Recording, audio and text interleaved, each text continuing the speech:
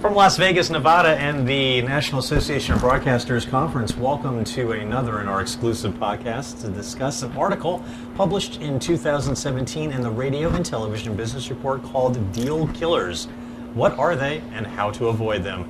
I'm Adam R. Jacobson, the editor-in-chief of the Radio and Television Business Report at RBR.com, and with me are the authors of the article, Doug Ferber, the CEO of Dallas-based DEFcom Advisors, a media broker, and Mr. Erwin Krasnow, partner at Garvey Schubert Barer.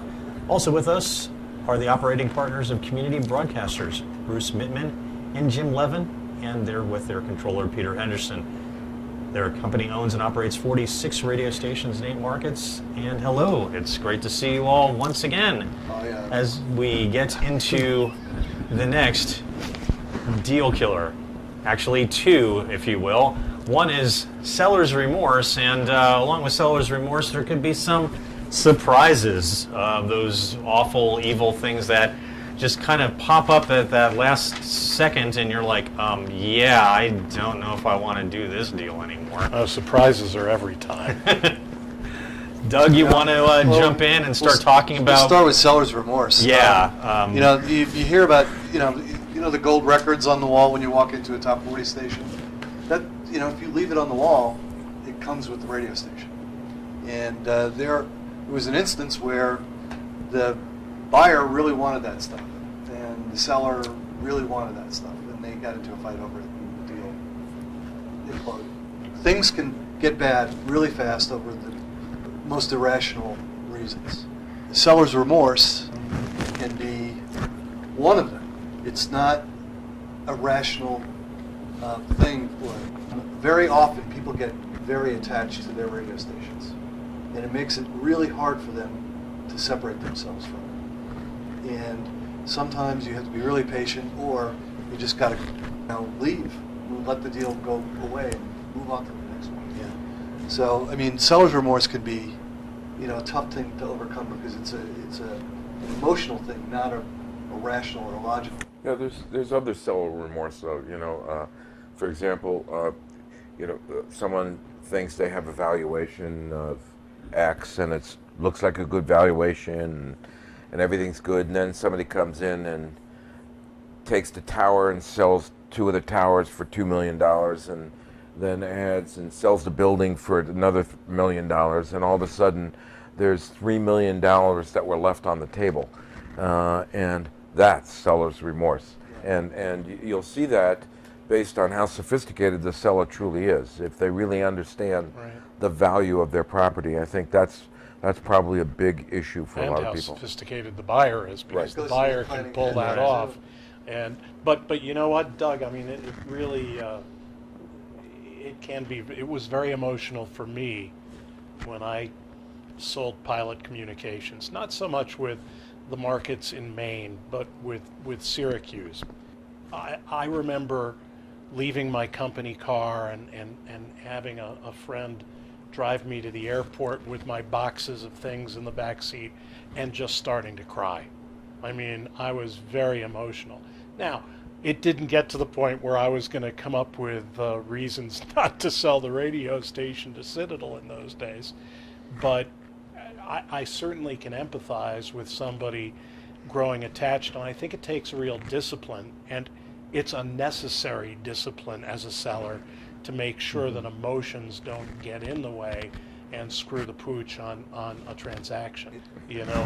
Again, timing is everything, and it was 2000. We sold for 16 and a half times. And you would think I would have been jumping for joy, and to a degree, but I was devastated. It was very, very difficult.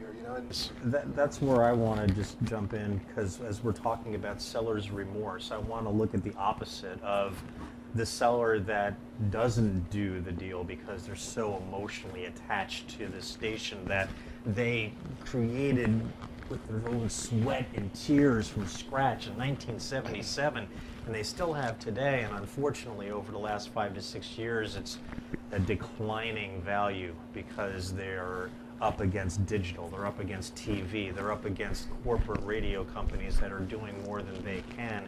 And you know, they had the opportunity 10 years ago, but that emotion got in the way. And now here they are, and if they sold it today, they'd be 12 times cash flow below what they could have got in 1998. Right.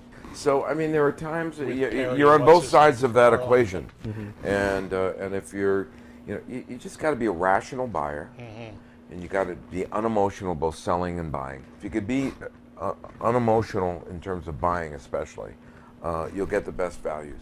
So let's talk a little bit about some surprises that might come up. Like, for instance, you have a tower on top of a place like, I don't know, Mount Greylock, and oh yeah, I forgot to tell you that the fire road was like shut down by the Bureau of Land Management because we had a fire and yeah, there's no access. So sorry. We both have a story. I almost got shot is part of it. So I bought story. this radio station in Maine back in the 80s, and talk about not doing due diligence. You know, this is the one I loved the sound. I wanted to buy it, and I had to close before the new year because all the tax.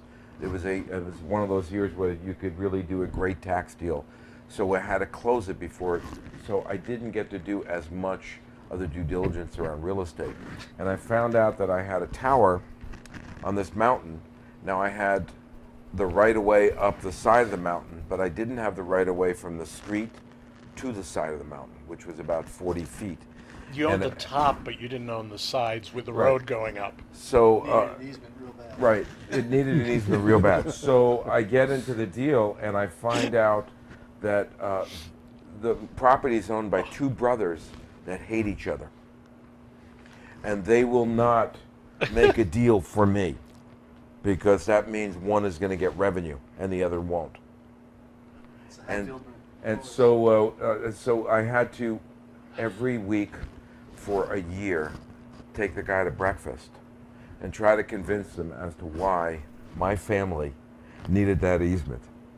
And of course, finally he gave in because of my good looks and charm. Although in the midst of all of it, he had a very hardworking operations manager who was also the backup engineer who would go up there when something went wrong. So you had to hike up the mountain. There was no road. And so, and obviously I didn't look like this in those days. So I'm hiking up the mountain and all of a sudden I hear click, click. Don't think you ought to take another step by the Jesus. That's how they talk in Maine. And I turn around and he's pointing a shotgun at me. And I said, what are you talking about? You don't have the right to go up there. We've been talking to your owner about that. I said, well, sir, then you're going to have to shoot me because my station's off the air and I'm going up the mountain. But it was a close call. Yeah. We also had that tower, the same. We didn't realize that, well, again, when I bought that station, that was where all the hang gliders in Maine were coming off my mountain, where I owned the top part of the mountain where the tower was. And so they got so pissed off at me. Jim calls me, goes, I got good news and bad news. So, well, what's the good news? He said, well, the transmitter's still alive. I said, well, what's the bad news? He said, well, someone shot it. It almost died. Oh, yeah. Talk about surprises. Yeah. And the hits just keep on coming. We've talked about towers. What about the actual studios and offices? Has there been a situation where, oh yeah, that lease that we have, we forgot to tell you that it's not being renewed because the building's being torn down by the landowner? And Well- nothing weird like that come up? No, because we would do the, you know, No. you're reading every contract. We have real estate attorneys that are looking at every real estate agreement. And so, you know, fortunately we have a good team of attorneys that really kind of, you know, do the due diligence with us and make sure we're okay from a legal standpoint. So, Surprises come usually right after the site inspections happen. right. Right. You know, and, you Your know, tower's painted Or the yellow. tower, or the tower needs painting. Yeah. Or the Or guy wires the really beacons are are about all to burnt fall, out, or right. the generator Right. doesn't work, or the backup transmitter doesn't work. There are holes in you the know. fence. There are Right. holes in the roof of the transmitter building. There are. But that's all due diligence stuff, you know, and that wouldn't be considered, in my view, a surprise. That would be, you know, shame on you. The only time you'll see a surprise is like if somebody's really truly sleazy and they own other properties and they switch out equipment and they put inferior transmitters in. And the only reason you know is because an employee sent you a note and said, by the way, that transmitter, because they know they're going to be working for you. So, those are the kinds of things that you really can get really hurt with, because it's surreptitious and there's just no way to know it until you get there. Yeah, it is good to befriend people when you're doing the walkthrough, if you're a buyer, because those people know, or at least presume, they're going to be working for you, and it's amazing the things you can learn. Or one of those key employees, Exactly right. is surprised they're going to retire the day after you take ownership. So surprises are bad for the buyer, bad for the seller, because once that happens, so one of the morals of the story is for the seller, in the package that they present, that the broker helps prepare, has to be honest and thorough on that and not hold back, especially if there are major things such as litigation or other issues. Buy-side due diligence can be really effective in that regard. If you prepare ahead of time and tell the prospect that's going to buy it, or potential buyer of your company, that there's an issue here. It's easier to overcome rather than hoping that they don't find out about it, because the result will not be good. If you're trying to hide something, they're not going to trust you for the rest of the process. If you tell them there's a problem ahead of time, there's a level of trust, and so they'll think, okay, if this is really the only major thing going, let's fix it and move on. Got to tell you, I correct me if I'm wrong, but I don't know a seller with whom Bruce and I don't get along, even if it's been a number of years since the transaction, because when we've done business with people, the other side may not like what we're saying, but we don't lie, and we have respect for people with whom we're doing business, and I think that that sort of puts a bow on all of these podcasts. If there's mutual respect, and you can get to the point where it's okay to tell the truth between buyer and seller, the deal's going to work out. So Jim, those are really good points, and as we conclude our podcast series, I certainly want to thank everyone for participating and kind of review what we've talked about during these 8 episodes.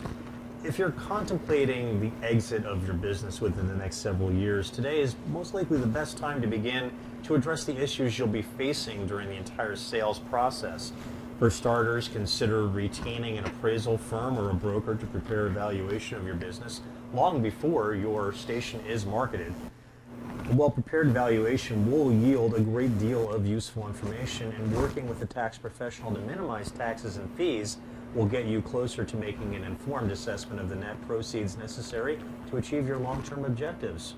Assembling and using experienced deal advisors, including accountants, attorneys, and a media broker, 2 of which are here with us today, long before your targeted exit date will prevent a false start that diminishes your station's value should you decide not to sell. The sale of a business can be an emotional and a stressful time for any owner, particularly those who have dedicated their life to building a successful company. While the outcome of any sales process is difficult to predict, the likelihood of closing a deal on acceptable terms can be significantly increased if you're aware of common deal killers and manage them effectively. Each of these deal killers that we've discussed is preventable. The challenge to you is to discover and eliminate them before you take your company to market.